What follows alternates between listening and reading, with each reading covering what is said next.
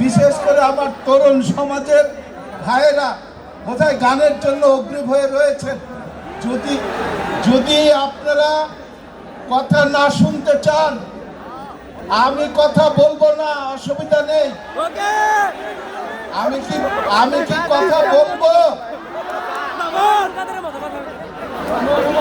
ঠিক আছে, আমি আপনাদের সবাইকে অভিনন্দন এবং শুভেচ্ছা জানাচ্ছি।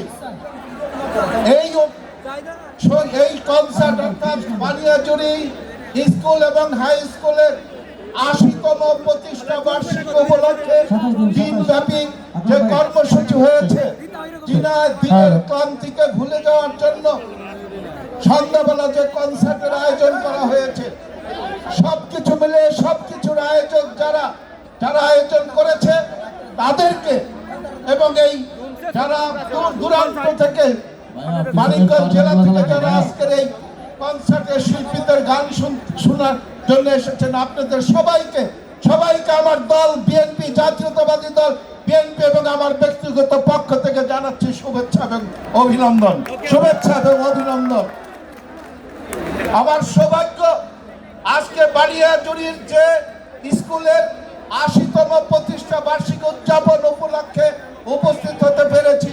সেই স্কুলের প্রতিষ্ঠাকালীন শিক্ষক ছিলেন আমার পিতা কর্মসংস্থান যে স্কুল থেকে শুরু করেছিলেন, সেই স্কুলের একটি অনুষ্ঠানে আসার জন্য আমি নিজেকে খুব গর্ববোধ করছি। আমি কথা বাড়াবো না। এই বাংলাদেশটা আজকে এখানে হাজারো তরুণ, হাজারো যুবক, হাজারো আমার মুরব্বীরা উপস্থিত হয়েছেন, রাত্রেবেলা গান শুনছেন, গান শোনার জন্য অধীর আগ্রহে অপেক্ষা করছেন। তার জন্য আমাদের ত্যাগ স্বীকার করতে হয়েছে। দীর্ঘ ১৫টি বছর লড়াই করে, সংগ্রাম করে কথা বলার অধিকার ফিরিয়ে এনেছি। স্বাধীনতার সূর্য আজকে আকাশে উদয় হয়েছে। আজকে রাতভর সঙ্গীত শুনলেও কোনো বিরক্ত নেই। কোনো অনুষ্ঠান করতে গেলে কোনো চাঁদা দিতে হয় না। আজকে এখানে কোনো বিশৃঙ্খলা নাই। কার কিসের জন্য? শুধুমাত্র এই বাংলাদেশকে ভালোবেসে, এই বাংলাদেশের মাটিকে ভালোবেসে, বাংলাদেশের মানুষকে ভালোবেসে, আপনাদের এই তরুণ সমাজকে ভালোবেসে যে ব্যক্তিটি ১৫ বছর লড়াই করে, সংগ্রাম করে আজকের এই কনসার্ট অনুষ্ঠানটি সুন্দরভাবে হওয়ার পরিবেশ তৈরি করে দিয়েছে, সেই মান বিপ্লবে তারেক রহমান আজকে বাংলাদেশে পদার্পণ করেছে। আমরা তারেক রহমানের এই ত্যাগকে আজকে স্মরণ করে আগামীতে আপনারা তারেক রহমানের সহ এই বাংলাদেশটা যাতে সাংস্কৃতিক, অর্থনৈতিক এবং মানুষের মৌলিক অধিকার এবং এই মাটির স্বাধীনতা যাতে অক্ষুণ্ণ থাকে, তার জন্য আজকের তরুণ সমাজের প্রত্যেকটি ভাই বোনদেরকে আমি অনুরোধ জানাবো, আসুন আগামীতে এমনি ভাবে সারাদিন কষ্টের পর কষ্টের হৃদয়কে শান্ত করার জন্য এরকম কনসার্টের মাধ্যমে আমরা যেন শান্তিতে ঘরে ফিরে যেতে পারি। এজন্য আগামী নির্বাচনে জনাব তারেক রহমানের ধানের শীষে ভোট দিয়ে এই বাংলাদেশটাকে একটি গণতান্ত্রিক রাষ্ট্র হিসাবে আপনারা পরিণত করবেন, এই আহ্বান জানিয়ে আবারও সবার কাছে আমি ক্ষমা চেয়ে নিচ্ছি। আপনাদের এই সঙ্গীত অনুষ্ঠানের মাঝখানে এসে কথা বলে আপনাদেরকে ধৈর্যচ্যুতি ঘটানোর জন্য আমি আপনাদের কাছে ক্ষমা চেয়ে বিদায় নিচ্ছি। খোদা হাফেজ।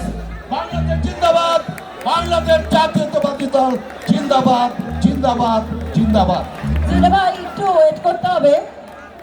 বানিয়াচুরি ইউনিয়ন পরিষদের চেয়ারম্যান এস.এ. আনসারী বিল্টু, এবং এরপরে আমি অনুরোধ জানাবো আমাদের বানিয়াচুরি ইউনিয়ন বিএনপির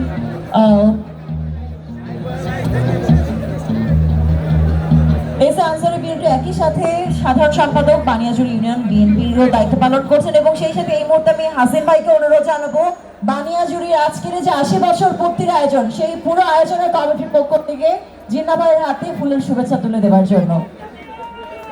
জিন্না ভাই বলেছে সারাদিনের কাজের পর রাতে একটা কনসার্ট, সুন্দর সাংস্কৃতিক আয়োজন মনের প্রশান্তি আনে। জিন্না ভাই কথা দিতে হবে আগামীতে মানিকগঞ্জের যে কোনো আয়োজনে ঠিক একই